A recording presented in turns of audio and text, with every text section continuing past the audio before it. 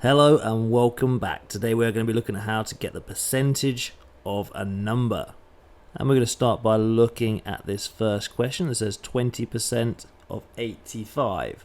Now before we get into the method at the top here without the use of a calculator, let's just look at what we would press with a calculator.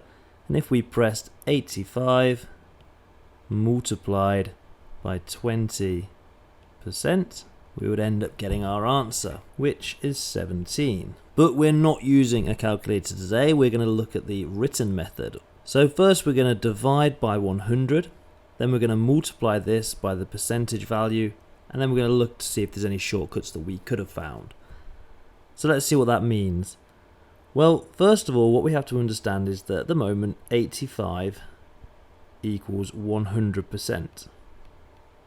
So what we could do is find 1% and then use that to multiply it by the 20 to get our 20%. And how are we going to get 1% of 85? Well, we can simply divide it by 100. And 85 divided by 100 gives us 0.85. We can do that just using our place value knowledge, or if we needed to, we could use our bus stop by simply putting 85 inside and 100 outside.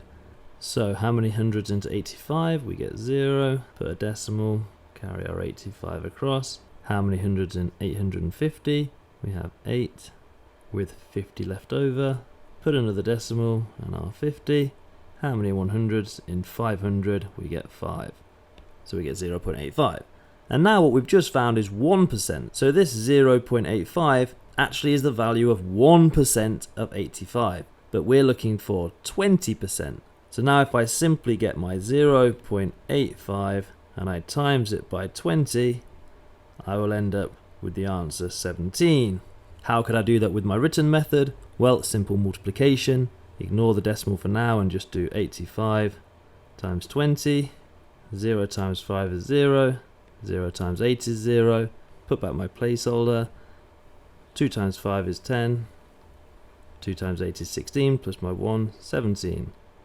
Add them up, I get 1700. But remember, we were timesing by a decimal, and there was 2 digits after my decimal, 1, 2. So I'd come in 1, 2 with my decimal, put it in place, 17. And that's the best way to do it. Find that 1% and then times it by the percentage that you need. But maybe there is a shortcut, and we can use our number knowledge. So 20% of 85, what I could say is 10% is quite easy to work out, equals 8.5. So therefore 20% is 2 times 8.5, which is 17. So I could use my number knowledge if I've got it.